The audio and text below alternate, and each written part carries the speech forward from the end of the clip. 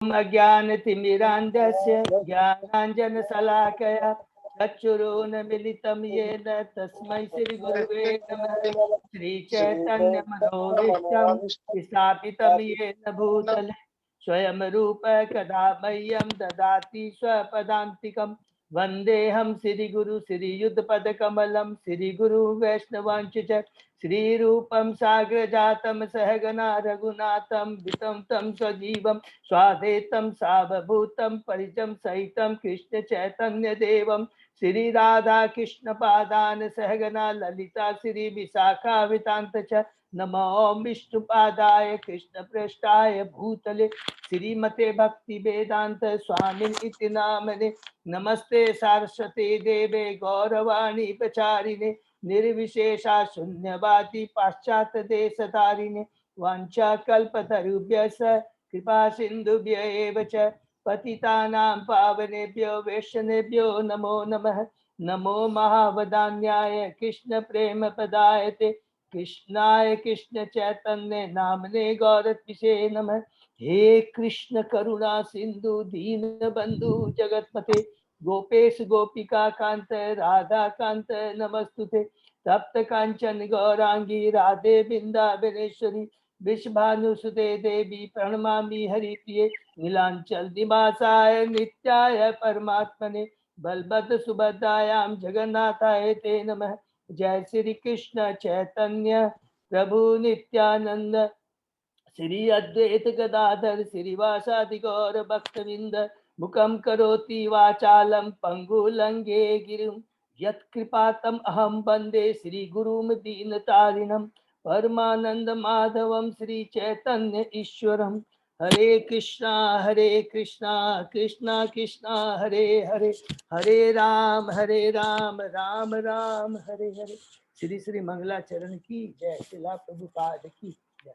सभी भक्तों का एक बार फिर से हार्दिक स्वागत है हमारी इस भागवतम कक्षा में। हम लोग श्रीमद् भागवतम स्टडी कर रहे हैं, पढ़ रहे हैं कैंटो 1 और चैप्टर 4। प्रथम हमने जो नैमिषारण्य के मुनियों की जो जिज्ञासा थी 6 प्रश्न किए थे, उसका सुखदेव गोस्वामी ने पहला चैप्टर, दूसरा चैप्टर, तीसरे चैप्टर में पूरा डिटेल में उनको समझाया। उसके बाद में जो नैमिषारण्य के जो मुनि थे उनके बिहाफ में शौनक ऋषि जो कि सबसे ज्यादा बुजुर्ग थे, सीनियर थे, उन्होंने मुनियों के बिहाफ में सुत गोस्वामी से और 3 प्रश्न किए। तो उसको पहला प्रश्न क्या था कि ये श्रीमद् भागवतम का इतिहास क्या है, ये किस कंटेक्स्ट में क्यों लिखा गया। दूसरा जो वक्ता है श्री भागवत भागवतम के सुखदेव गोस्वामी के बारे में बताइए। और तीसरा परीक्षित महाराज जो कि एक राजर्षि राजा है, जिनका जन्म, जिनके कार्य और जिनकी मृत्यु 3 चीजें बहुत आश्चर्य है, उसके बारे में हमें बताइए। तो इसके बारे में हम लोग पढ़ते पढ़ते हम लोग डिटेल में पढ़ रहे हैं। उस समय हमने पढ़ा कि व्यास देव जी का द्वापर युग में जिस समय त्रेता युग और द्वापर युग का ओवरलैपिंग हो रहा था, अर्थात त्रेता युग पहले आ गया, द्वापर युग बाद में आया, उसी समय भगवान श्री कृष्ण भी इस धरा पर आए थे, चेतन महाप्रभु जो आए थे जो कि स्वयं भगवान है, और व्यासदेव का भी जन्म हुआ। तब व्यासदेव जब यहाँ पर आए उस समय, जो कि व्यासदेव वो भगवान के कौन से अवतार से व्यास करेंगे, शक्त्यादेश अवतार है, जो कि जीव के लिए वो वर्तमान और भविष्य को अच्छे से देख सकते थे। और चूंकि कलयुग आ रहा है, आने वाला है, आ गया है, जो भी कलयुग में उन्होंने देखा कि भविष्य देख सकते थे कि कलयुग में जो होगा उसके लिए, चूंकि बद्ध जीवों की आयु, बुद्धि, मेमोरी, ये तो हो गया उनकी पर्सनल डिस्क्वालिफिकेशन, और फिर चारों तरफ वातावरण क्या रहेगा, कलह का रहेगा, लोग विचलित रहेंगे, उसको ध्यान में रखते हुए उन्होंने बहुत सारे वेदों पुराणों की रचना की। ठीक है, तो सर्वप्रथम जो कि ब्रह्मा जी के मुख से एक जो वेद निकला था, उनको 4 मुख से जो हमने पढ़ा कि जो ब्रह्मा जी के मुख से निकला था, उनको उन्होंने क्या किया वो एक ही वेद है, क्योंकि ब्रह्मा जी के 4 मुख एक ही वेद है। उस एक वेद को हम बद्ध जीवों के सुविधा के लिए, सिंप्लिसिटी करने के लिए उन्होंने उसको 4 भाग में बांट दिया। पहला ऋग्वेद है, जिसको उन्होंने पहले ऋषि को दायित्व दिया, इसको मैनेज करने के लिए, इसको एक्सपांड करने के लिए, और फिर आगे आगे अपने और शिष्यों को, सब शिष्यों को देने का दायित्व उन्होंने ऋग्वेद का पहले ऋषि को दिया। उसके बाद साम वेद का जिम्मेदारी दायित्व उन्होंने जैमिनी ऋषि को दिया, और तीसरा यजुर्वेद उन्होंने वैशंपायन ऋषि को दिया, और जो चौथा अथर्ववेद है उन्होंने सुमंत ऋषि को दिया। उसके बाद में यहाँ लिखा, हमने पढ़ा कि उन्होंने पुराणों की रचना की, जिसका दायित्व उन्होंने रोमहर्षण को दिया, जो कि सुत गोस्वामी के पिता है। फिर उन्होंने आगे जैसे जैसे यहाँ पर बताया गया कि चूंकि जो सत्ययुग होता है उसमें लोग सतयुगी होते हैं, और जैसे जैसे द्वापर युग, त्रेता युग और द्वापर युग आता गया, तो धीरे धीरे सतोगुण का क्या है, ह्रास होता चला गया, और कलयुग में आकर करके ऑलमोस्ट जो है सतोगुण का प्रभाव है वो धीरे लोग, माने ऑलमोस्ट लोग सतोगुणी नहीं है। तो इस चीज को ध्यान में रखते हुए व्यास देव जी ने जो वेद पुराण उपनिषद सब तो लिखा, उसके बाद में उन्होंने महाभारत लिखा, जो कि बेसिकली द्विज बंधु का सबको मत समझ में आ गया। अजय प्रभु ने बताया था हम लोगों की क्या वो ब्राह्मण कुल में तो जन्म लिया है, लेकिन ब्राह्मण क्वालिटी नहीं होती है, या वो ब्राह्मण के कार्य करने में इच्छुक नहीं है, ठीक है, जो भी है। और दूसरा शूद्र और स्त्री के लिए स्पेशली महाभारत लिखा गया है। तो जो है याद रखेंगे, ये थोड़ा सा जब भी कंफ्यूजन है सब माता बहुत ध्यान से सुनेंगे, ये मेरी स्पेशल रिक्वेस्ट है जो कि जरा ये सब जो चीजें हैं धर्म अर्थ काम मोक्ष के लिए बातें, इसमें हमको कभी भी ये नहीं सोचना चाहिए, क्योंकि भगवान की नजर में सब आत्माएं एक है। उसमें कोई भी शरीर के बारे में कोई भी ये चीज तो क्या दिया गया है, स्पेशली इस भौतिक जगत में ये जो लिखे गए हैं महाभारत वेद पुराण, हमने कितनी बार डिस्कस किया है, ये बेसिकली 4 पुरुषार्थ धर्म अर्थ काम मोक्ष पर जोर दिया गया है। लेकिन जो भगवान का भक्त होता है वो हम सब क्या है, स्त्री है, पुरुष केवल एक है, भगवान श्री कृष्ण, इसको ध्यान। और शिला प्रभुपाद जी ने आज हमारे इस्कॉन में माताओं जी का कितना सुंदर रोल है। आप सब बाहर की बात छोड़ दीजिए, और मुझे बोलने में बहुत गर्व होगा, हमारे जगन्नाथ ग्रुप में आप देख लीजिए आज माता जी कितना इम्पोर्टेंट रोल कर रही है, कितनी सारी भक्ति विषय चला रहे हैं। इसको रियलाइज करना प्रभुपाद जी ने और इनकरेज किया है। तो हमको भक्ति की दृष्टि से देयर इज नो डिफरेंस, क्योंकि भागवत में सारी चीजें बता रहा है, हमारे नॉलेज के हिसाब से होना चाहिए। तो इस प्रकार महाभारत लिखने के बाद में भी जब व्यास देव जी को बहुत चिंता होने लग गई, तो भी वो सेटिस्फाई नहीं थे। तो उसके बाद वो क्या सोचते हैं, वो क्या करते हैं, हम लोग आगे बढ़े, ठीक है ना। तो हम आगे पढ़ते हैं श्लोक नंबर अजय प्रभु 26 तक हुआ था, 26 तक हुआ, 27 से 27 से हम लोग श्लोक शुरू करते हैं, ठीक है ना। सब शुरू करें। ओम नमो भगवते वासुदेवाय, ओम नमो भगवते वासुदेवाय, ओम नमो भगवते वासुदेवाय। नारायण नमस्कृत्य नरं चैव नरोत्तमं देवी सरस्वती व्यासं ततो जयम् उदीरये। नष्टप्रायेषु अभद्रेषु नित्यं भागवत सेवया भगवती उत्तम श्लोके भक्तिर्भवति नैष्ठिकी। आराधयो भगवान् ब्रजेश तनय ततधाम वृंदावनम रमया काचित् उपासना ब्रजवधूवर्गेण या कल्पिता। श्रीमद्भागवतं प्रमाणम् अमलं प्रेमा पुमर्थो महान् श्री चैतन्य महाप्रभो मतम् इदं तत् आदरो न पर।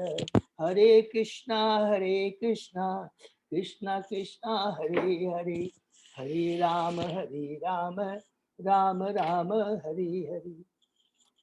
श्लोक नंबर 27। न अति प्रसीदत ही दय सरस्वतया तटे शुचो वितर्कयन विविक्तस्थ इदम च उवाच धर्मवित। इस प्रकार मन में असंतुष्ट रहते हुए ऋषि ने तुरंत मन में विचार करना प्रारंभ कर दिया, क्योंकि वे धर्म के सार के ज्ञाता थे। तात्पर्य छोटा सा पढ़ते हैं। ऋषि अपने मन के असंतोष का कारण ढूंढने लगे। सिद्धि तब तक नहीं मिल पाती जब तक कोई मन में संतुष्ट न हो। ये बहुत इंपॉर्टेंट चीज है। सिद्धि तब तक नहीं मिल पाती जब तक कोई मन में संतुष्ट न हो।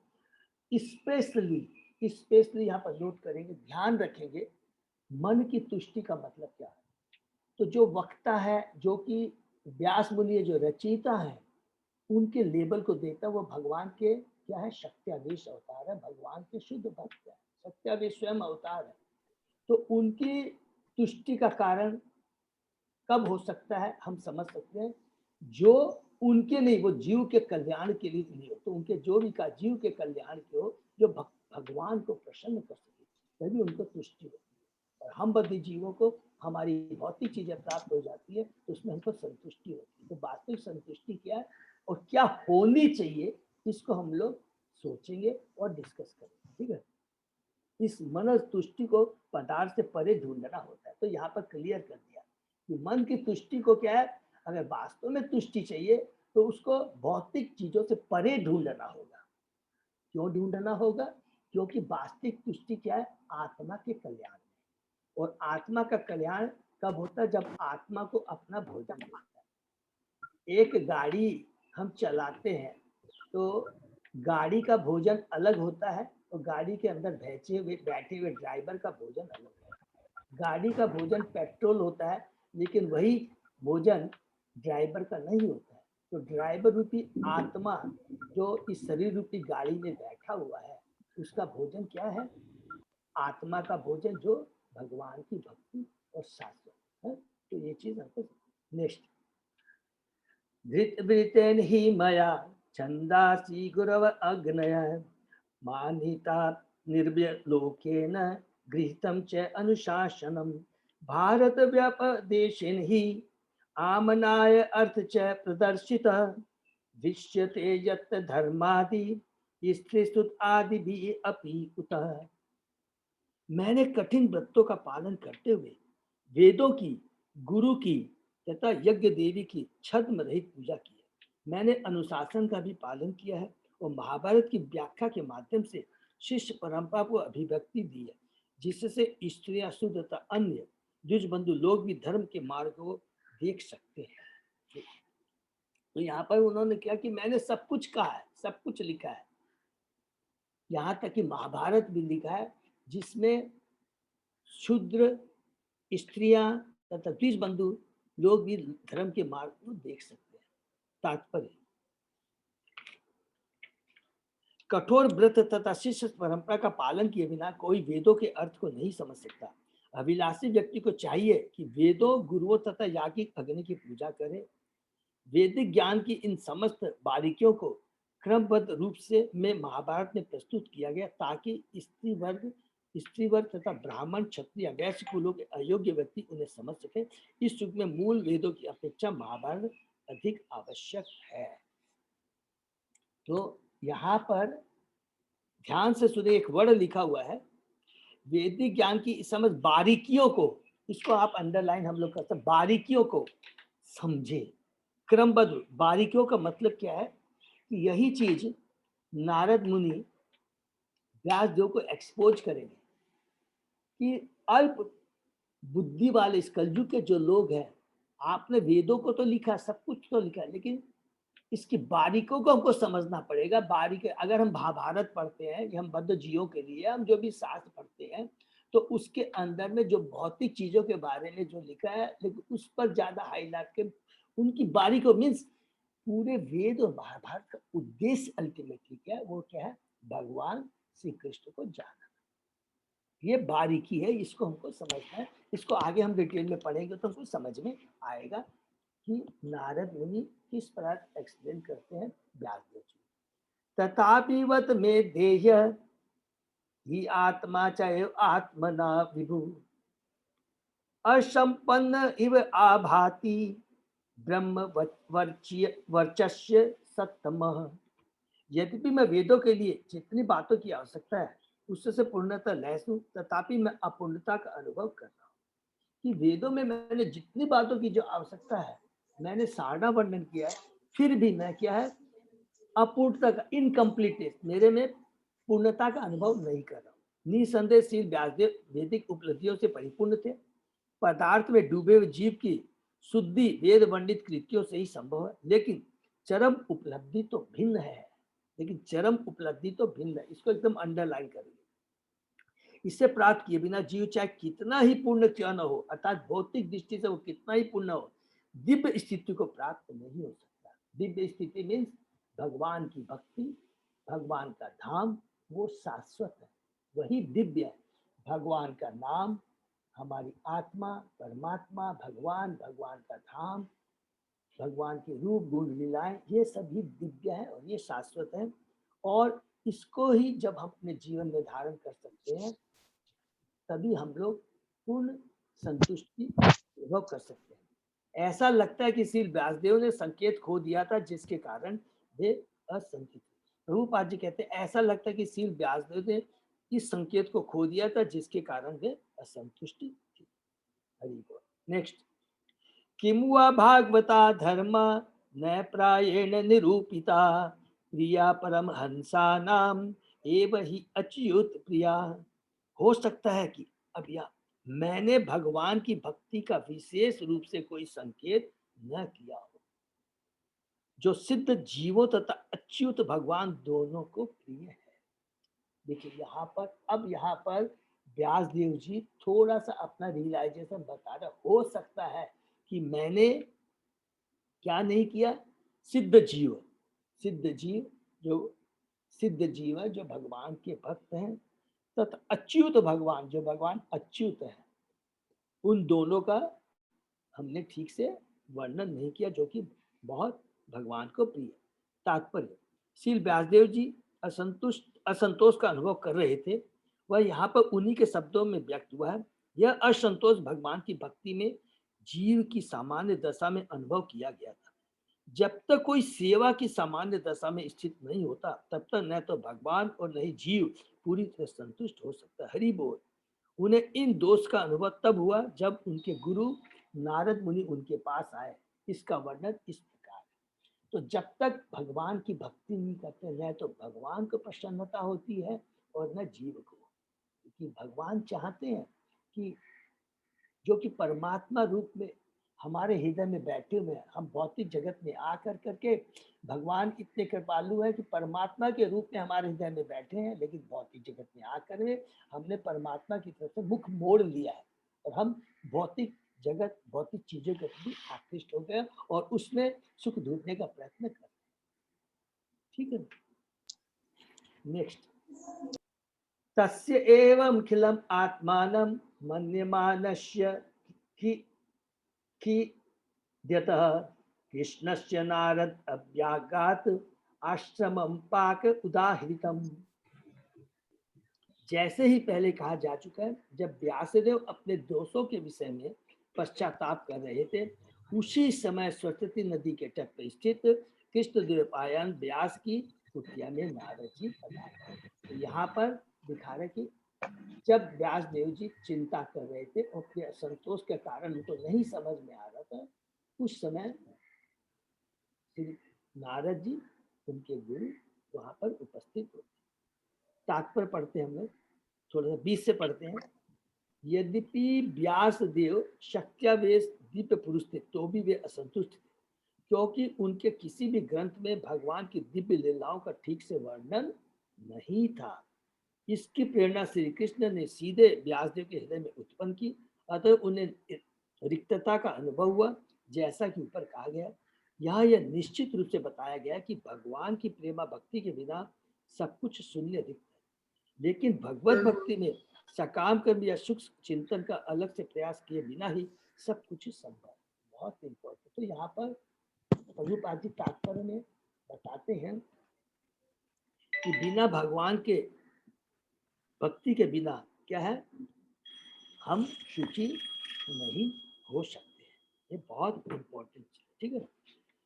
दूसरी चीज हम यहाँ पर हमें को शिक्षा हमें मिलती है कि जब भी हम वास्तव में अगर हमको कुछ इनकम्प्लीटनेस फील होता है, कुछ समझ में नहीं आता है, और रियली हृदय से अगर हम पश्चाताप करते हैं, उसको जानने की चेष्टा करते हैं, तो भगवान और गुरु 110% हमको आकर के सहायता करते हैं। यह व्यासदेव पश्चाताप कर रहे हैं कि मेरे असंतोष का कारण क्या है, और उनका जो पश्चाताप था अपने स्वार्थ के लिए नहीं, बद्ध जीवों के लिए। जब ये दो चीजें होती है तो देखिए स्वयं नारद उनके गुरु आकर करके उन्होंने बुलाया नहीं था, स्वयं नारद मुनि आकर करके उनको मदद करते हैं। तो अगर हमारे अपने जीवन में हमें घबराना नहीं है, क्योंकि भगवान और गुरु हमेशा हमारे साथ में रहते हैं।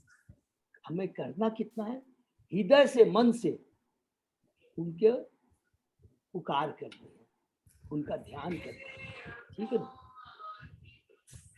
नेक्स्ट, तम अभिज्ञाय सहसा प्रत्युत्थाय आगतम मुनि पूजयामास विधिवत नारदम सुरपूजितम। श्री नारद के शुभ आगमन पर श्री व्यासदेव सम्मान पूर्वक उठकर खड़े हो गए और उन्होंने सृष्टा ब्रह्मा जी के समान उनकी पूजा की। विधि का अर्थ प्रथम जीव ब्रह्मा, वे वेदों के मूल जिज्ञासु तथा आचार्य भी। उन्होंने सर्वप्रथम श्री कृष्ण के वेदों को सीखा और सबसे पहले नारद को पढ़ाया। अतएव आध्यात्मिक शिष्य परंपरा में नारद द्वितीय आचार्य है। वे ब्रह्मा के प्रतिनिधि हैं, अतएव उनका सम्मान समस्त विधियों नियमों से पिता ब्रह्मा के समान किया जाता है। इसी प्रकार श्रृंखला के अन्य क्रमागत शिष्यों का भी सम्मान आदि गुरु के प्रतिनिधियों के समान ही किया जाता है। हरि बोल। तो हमेशा हमें गुरु आचार्यों का बहुत सम्मान करना चाहिए। वो भी भगवान के प्रतिनिधि होते हैं, ये भी भगवान के समान ही होते हैं। वो भगवान नहीं होते हैं, लेकिन वो भी भगवान के समान होते हैं। तो यहाँ पर चैप्टर 4 की समाप्ति होती है, जिसमें व्यासदेव जी, हमने पढ़ा कि व्यासदेव जी ने पहला ब्रह्मा जी ने वेद लिखा, उसको 4 भाग व्यासदेव जी ने हम जीवों के लिए सरलता से किया। उसके बाद उन्होंने पुराण लिखे, उपनिषद लिखे और लास्ट में महाभारत लिखा, लेकिन उनको तुष्टि नहीं हुई और इस प्रकार वो पश्चाताप कर रहे थे। तो तुरंत नारद जी उनके सामने उपस्थित होते हैं और आगे फिर हमने चैप्टर 5 को स्टार्ट करते हैं, ठीक है। सुतोवाच अततम सुखम आसीन उपासीनम बृहत श्रवा देवर्षि विप्रर्षिम वीणा पाणी स्वयं इव।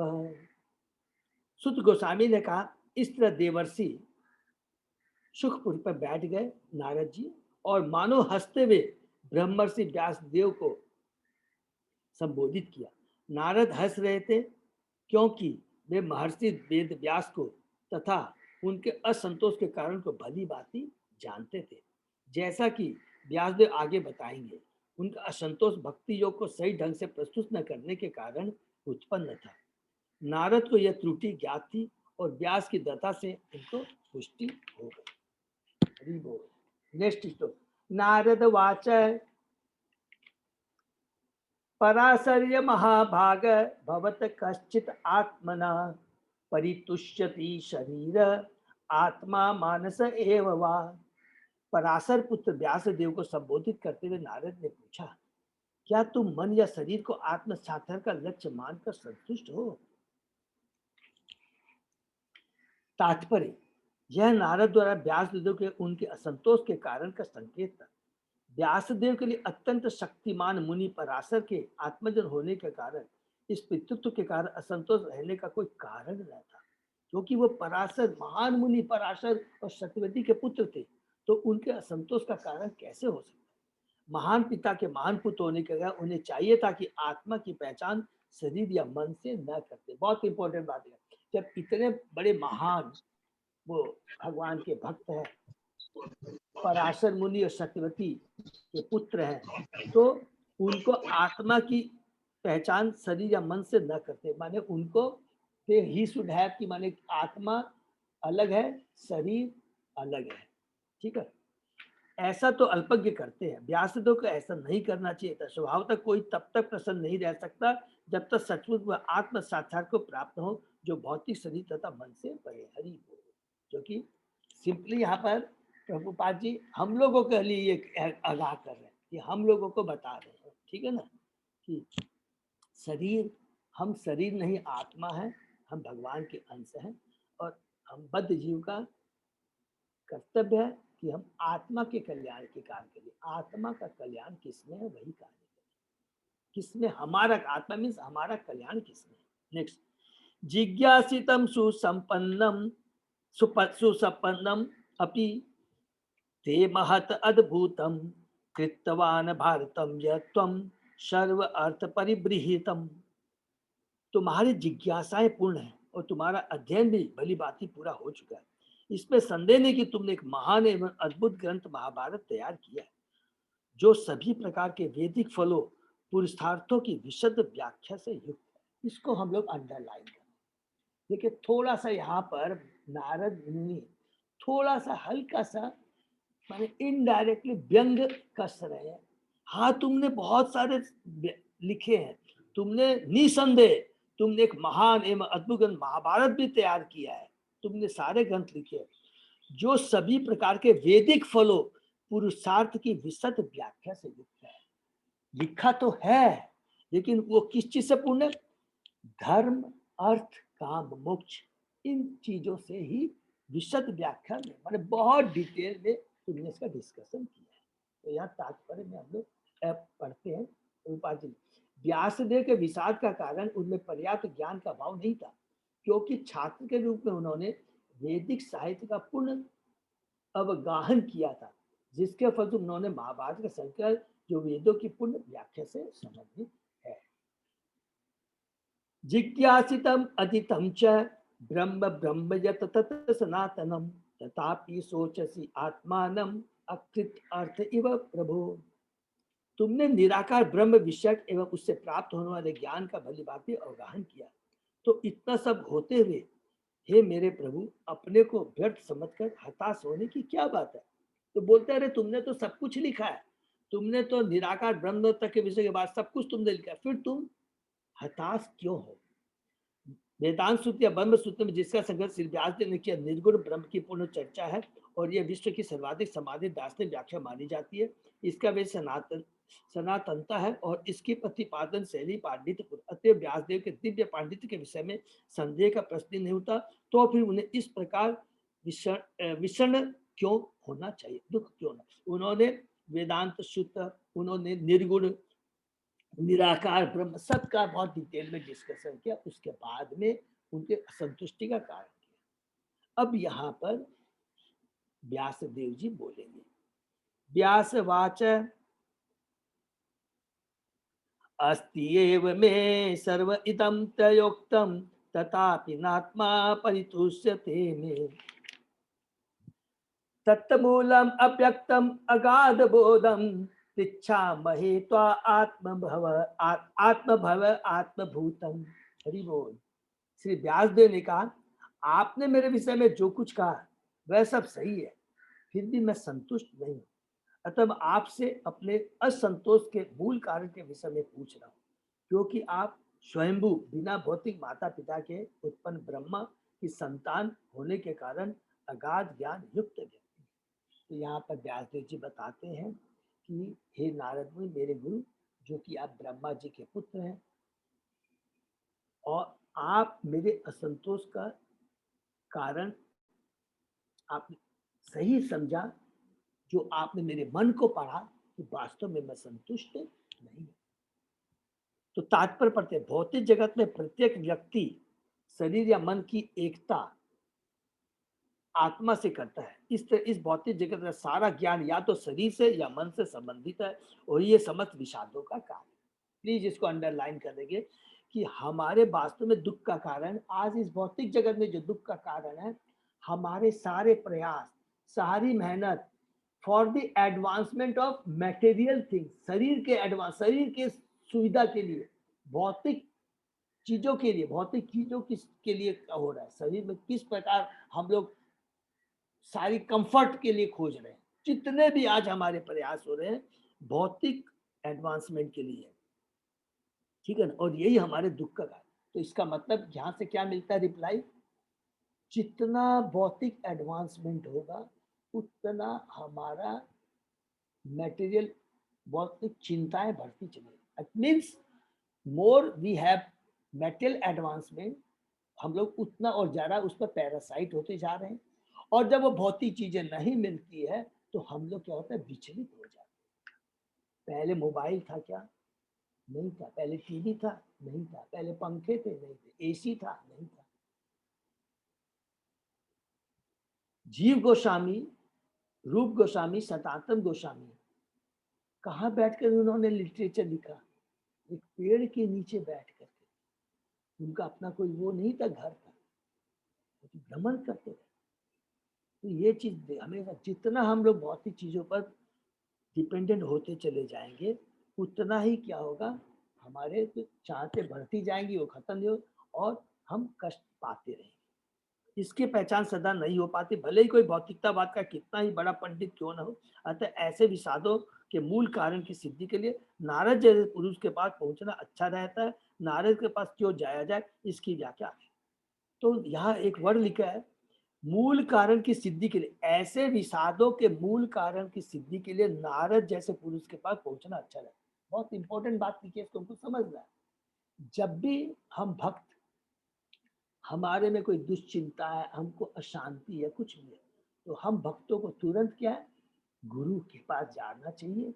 और हमारे सेटिस्फेक्शन क्यों नहीं है, हमें क्या कमी है, हमको क्या करना चाहिए, तुरंत उनसे जाकर करके हमने उनसे पूछना चाहिए हमेशा। ये बहुत इंपॉर्टेंट यहाँ पर प्रभुपाद जी ने लिखा है, हमेशा हमें अपने सीनियर डिवोटीज और गुरु के पास जाना चाहिए।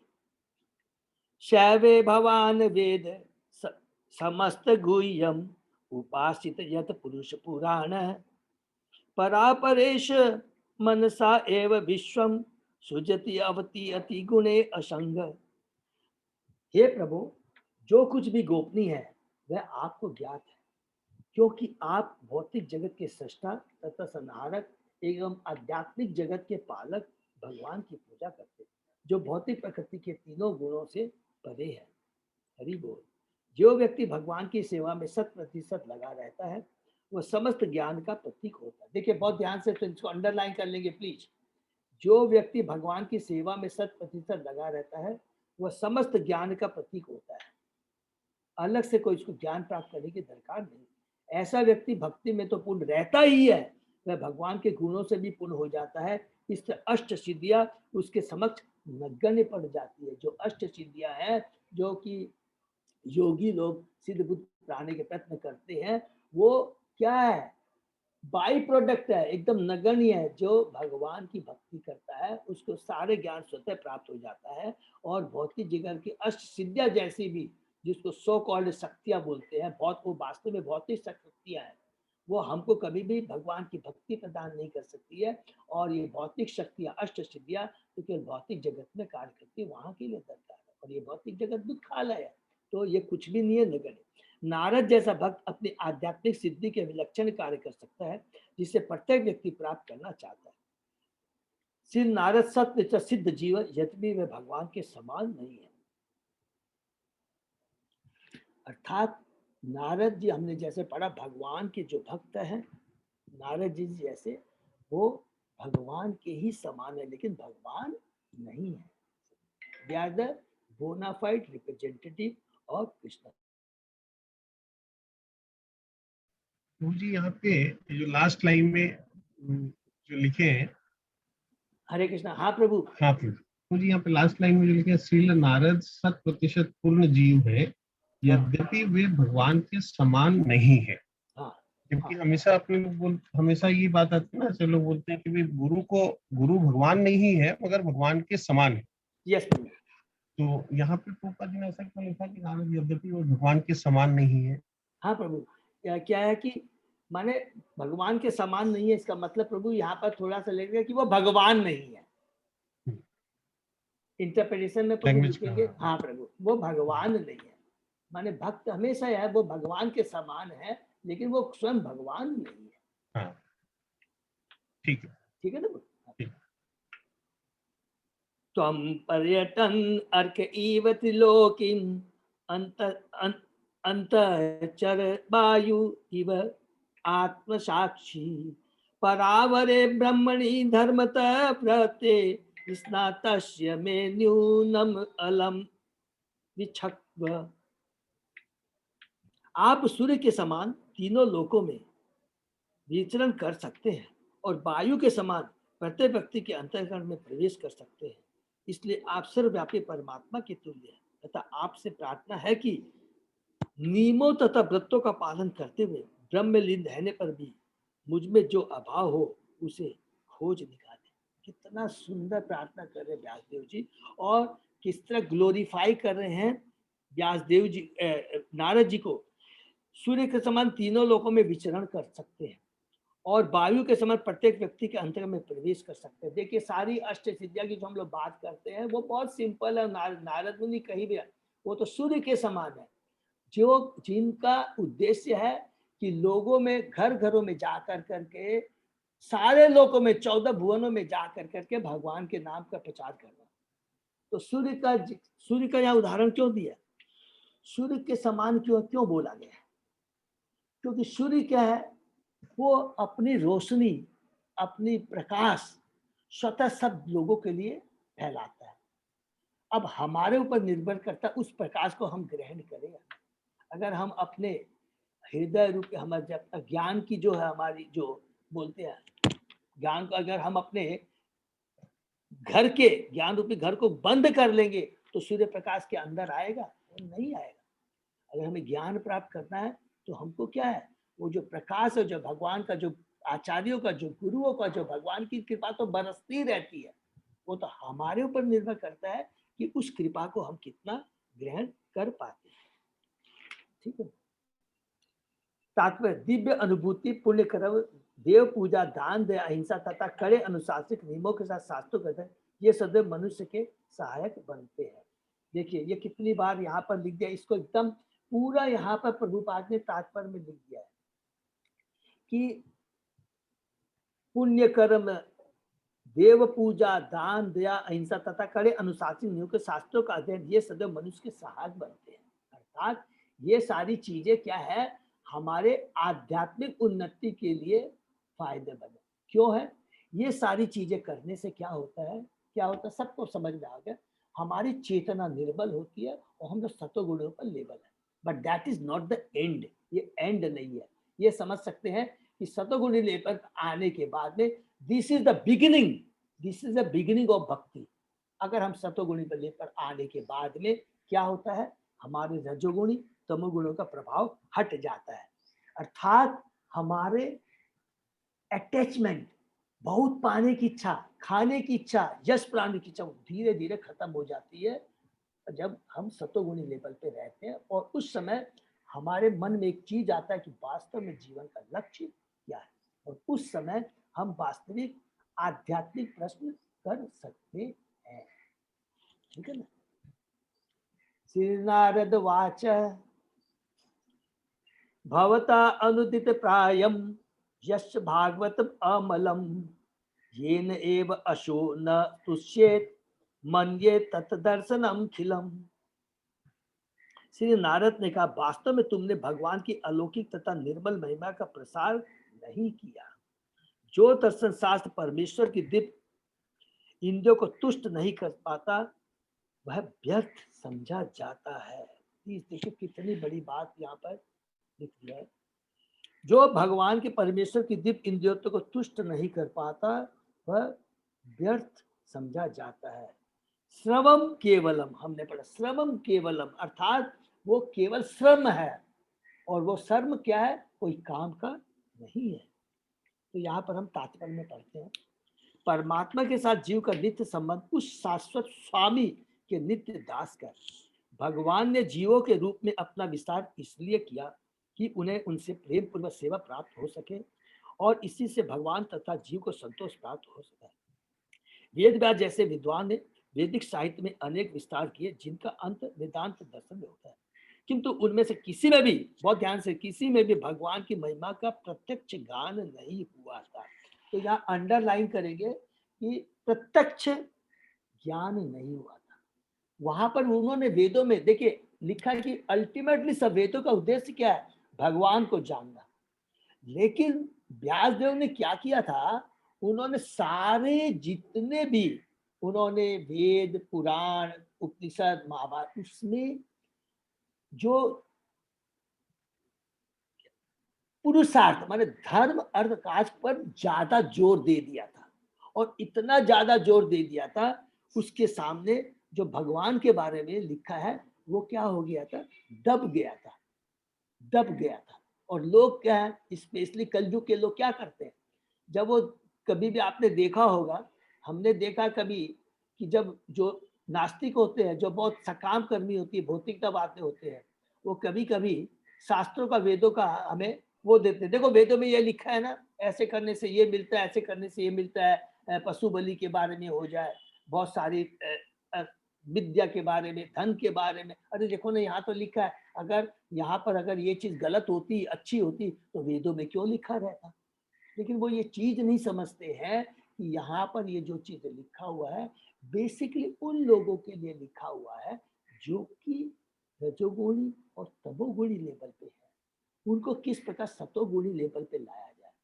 कि ठीक है तुमको ये चीज चाहिए, कोई बात नहीं, खराब नहीं है, लेकिन तुमको तरीके से करना है। तुमको क्या करना है, देवताओं की पूजा करो, ऐसे करो, मैंने उनको धीरे धीरे कर करके एक सिस्टम में लाते हैं जिससे कि वो सतोगुणी। लेकिन that is not the ultimate object, लक्ष्य वो नहीं है। यही चीज प्रभुपाद जी बार बार अपने तात्पर्य में यहाँ पर बता रहे हैं। शुष्क दार्शनिक चिंतन ब्रह्म जैसे दिव्य विषय संबंधित होकर भी भगवान की महिमा के प्रत्यक्ष ज्ञान के बिना तनिक भी आकर्षक नहीं होता।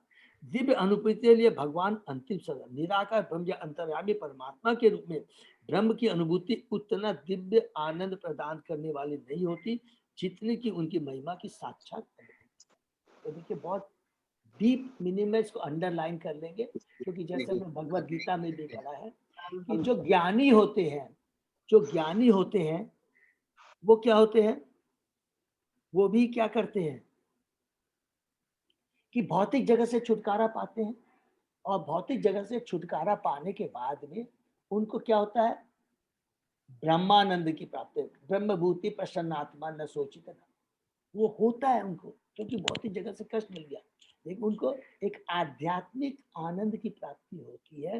लेकिन वो जो आनंद होता है ब्रह्मानंद, स्वर्गानंद, इन दोनों से ऊपर होता है भक्तानंद। भगवान की भक्ति करके जो आनंद प्राप्त होता है वही वास्तविक लक्ष्य है और वही वास्तविक दिव्य आनंद है। तो यहाँ पर जो ज्ञानी होती है, जो ब्रह्म ज्योति में विलीन होना चाहता है, उसको भी नकार दिया है, वो भी कुछ भी नहीं है। कितना वर्ड लिखा है कि संबंधी भगवान की महिमा के प्रत्यक्ष ज्ञान के बिना तनिक भी आकर्षक नहीं है। इसको अंडरलाइन कर लेंगे, तनिक भी आकर्षक नहीं है। ये क्यों लिखा गया? क्योंकि जब भी हमको कोई भी दिव्य आनंद का प्राप्त करना है तो there has to be reciprocation. Reciprocation के बिना वो शुष्क है। रेसिप्रोकेशन, अगर आज हमको आनंद प्राप्त करना, हमको कुछ भी खेलना है तो सामने में कोई एक जन होना चाहिए ना। हम अकेले अकेले रह करके क्या दिव्य आनंद प्राप्त कर लेंगे?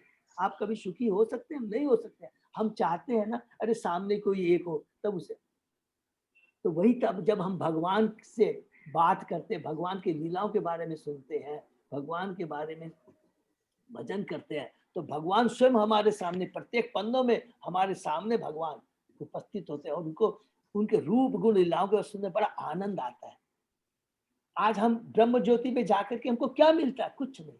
वही हम गोलोक धाम में जाते हैं तो स्वयं साक्षात भगवान सच्चिदानंद हमारे सामने है और उनकी सेवा हम करते हैं, उनसे इंटरैक्शन करते हैं, उस इंटरैक्शन में आनंद है। ब्रह्म ज्योति में तो क्या शुष्क, कोई आनंद नहीं है। क्या, कितना बढ़िया बात है, तनिक भी आकर्षण नहीं है। यही चीज जानना है। निराकार ब्रह्म अंतराय परमात्मा के रूप में, ठीक है ना। अच्छा, वेदांत दर्शन के संकल्पकर्ता स्वयं वासुदेव है, किंतु इसके लेखक होते हुए भी वे विचलित है। तो विचलित क्यों है, जिसका बात यहाँ पर नारद मुनि जी बताएंगे। अतः उस वेदांत के पाठक तथा श्रोता उससे कौन सा दिव्य आनंद प्राप्त कर सकेंगे जिसकी प्रत्यक्ष व्याख्या व्यास देव ने की ही नहीं। यहीं पर आवश्यकता प्रतीत हुई कि लेखक वेदांत सूत्र की व्याख्या श्रीमद् भागवत के रूप में करे, तो श्रीमद् भागवत के रूप में करे, अर्थात जिसमें केवल बड़े कड़े शब्दों में प्रथम कैंटो के प्रथम अध्याय में ही भगवान व्यासदेव ने, अर्थात हम भगवान व्यासदेव है क्योंकि वो भगवान के शक्ति अवतार है, उन्होंने सबसे कड़े शब्दों में पुरुषार्थ को रिजेक्ट कर दिया, कैतव धर्म को रिजेक्ट कर दिया। ये चीज हमेशा हम लोग याद रखेंगे, तो उससे क्या होगा, हमको समझ में आ जाएगा कि पुरुषार्थ क्या है और भगवान की भक्ति क्या है। पुरुषार्थ के कैतव धर्म है, केवल भौतिक सुख पाने के लिए, वो केवल हमको भौतिक जगत से छुटकारा नहीं दिला सकता, बल्कि वो बहुत ज्यादा भौतिक सुख दे करके जन्म मृत्यु आदि के चक्कर में हमें घुमाता रहेगा। बहुत इंपॉर्टेंट चीज है। नेक्स्ट, यथा धर्म आदय च अर्था मुनिवर अनुकीर्तता न तथा वासुदेवस्य महिमा ही अनुवर्णिता।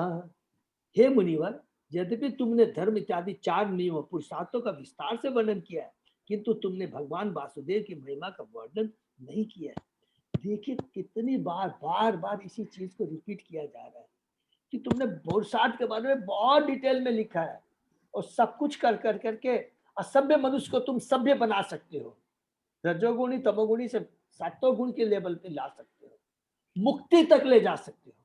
लेकिन यदि भगवान की भक्ति नहीं है तो सब बेकार है।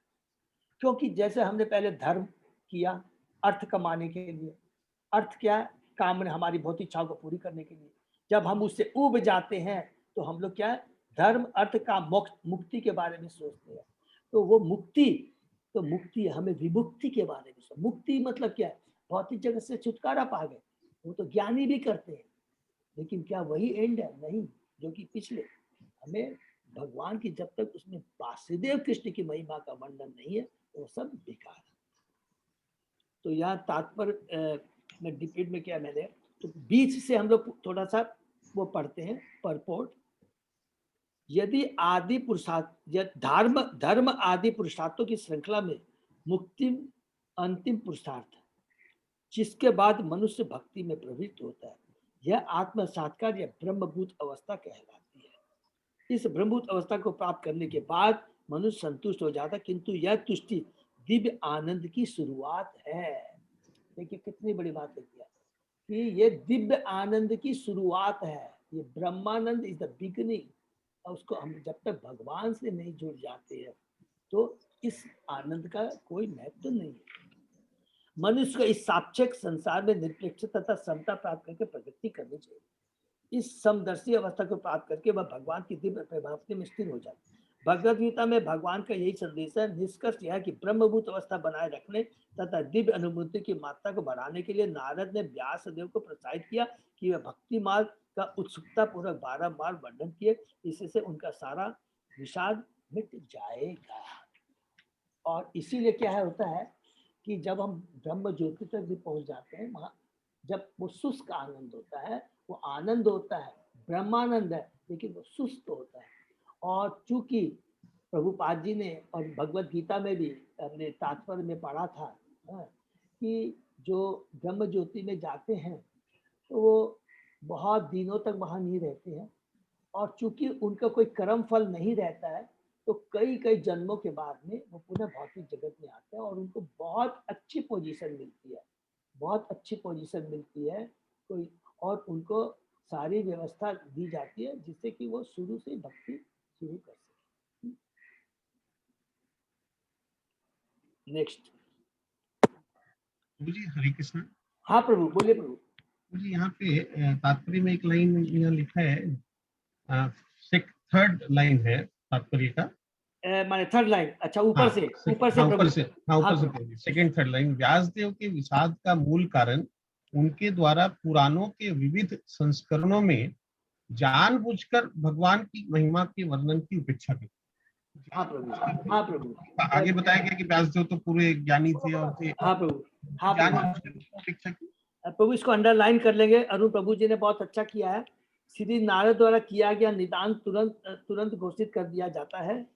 व्यासदेव के विषाद का मूल कारण उनके द्वारा पुराणों के विविध संस्कारों में जानबूझकर भगवान के वर्णन की उपेक्षा की।